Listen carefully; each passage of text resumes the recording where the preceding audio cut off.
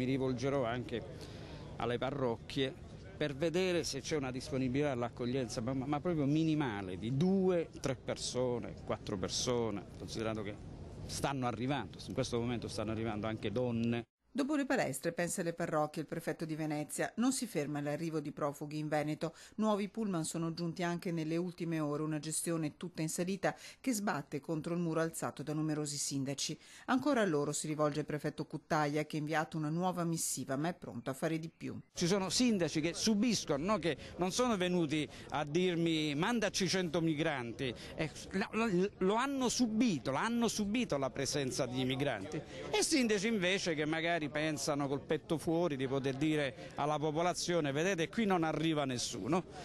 Non è bello, non è un bello spettacolo. Immediata la risposta di uno dei sindaci del Fronte del No, il primo cittadino di Musile di Piave, che mostra la lettera ricevuta e attacca il prefetto. Queste lettere non sono poi così morbide nel momento in cui ci dà delle responsabilità, e anche senza velarlo troppo o metterlo troppo in evidenza, ma dice che ci possono essere anche delle responsabilità che vanno oltre quello che è il ruolo amministrativo, e quindi capisco la sua difficoltà oggettiva. Anche lui deve lanciare un messaggio forte al governo centrale di quelle che sono difficoltà territoriali. Un no su tutti i fronti quello che arriva da Musile: stop all'arrivo in comune, no all'uso di edifici pubblici da ristrutturare, no all'uso delle palestre. Il prefetto dovrebbe capire bene che insomma le palestre sono adibite ad attività sportiva, sono adibite ad altre tipologie di abitazione, non sono sicuramente quelle del centro appunto per ospitare, ma in secondo ordine questo diventerebbe un problema di 1 mese, 2 mesi. A settembre iniziano le scuole. Ribadisce la necessità dell'accoglienza diffusa e chiede dimora anche per donne e bambini il prefetto di Venezia,